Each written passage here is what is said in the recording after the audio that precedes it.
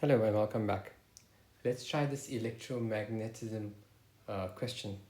Question number 8 reads, a circular coil with 250 windings or turns and a radius of 0.04 meters is rotated clockwise inside a magnetic field with a field strength of 3.2 T. The question reads, calculate the magnetic flux through the coil at the position indicated on the diagram where the coil is perpendicular to the field.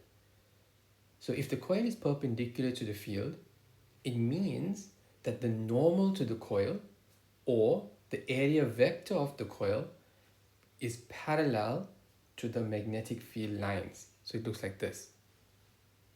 That means that theta is equal to 0 degrees.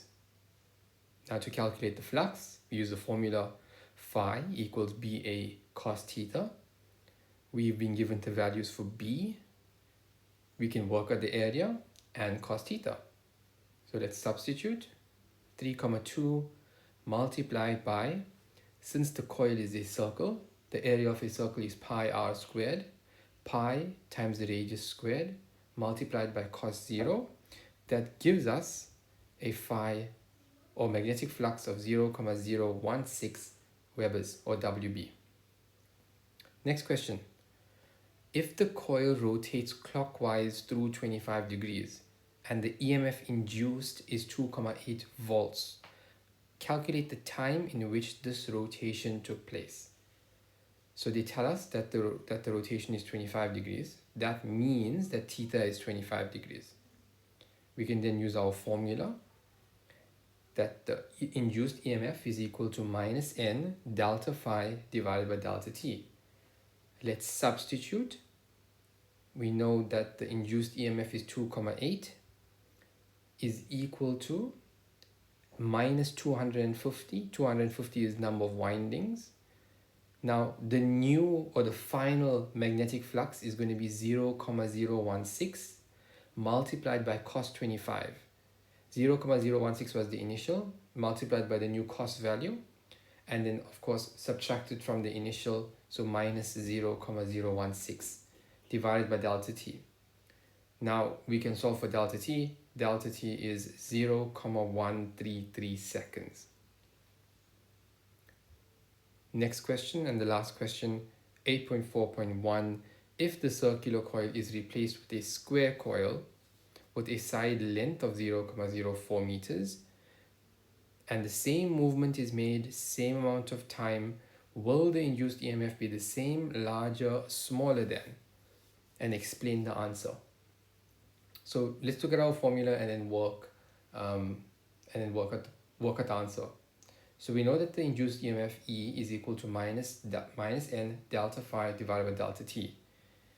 The number of windings is the same, or turns. The time is the same.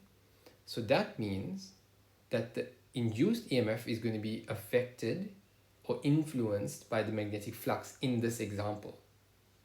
And we know magnetic flux is BA cos theta. Now the magnet is the same, so B is going to be the same. The cos theta values are going to be the same because they moved it from perpendicular to 25 degrees, so that's not changing. The thing that's changing is A. So the phi value is going to be affected by the area in this example. Now the area of a circle is pi r squared, and that gives us 5 times 10 to the negative 3. Now the area of a square is just side squared, so 0.04 squared, and that gives us 1.6 times 10 to the negative 3. So you can see that the area of the square has decreased. So the area basically has decreased.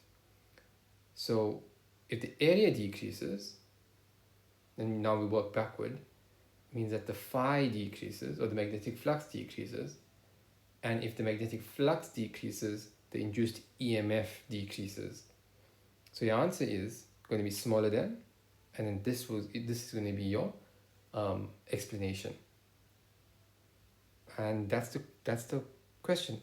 If you like this video, please consider leaving a like, subscribing, or sharing. If there's something specific you'd like me to do or a specific question you want to ask, feel free to ask it in the comment section below. And until the next video, bye bye.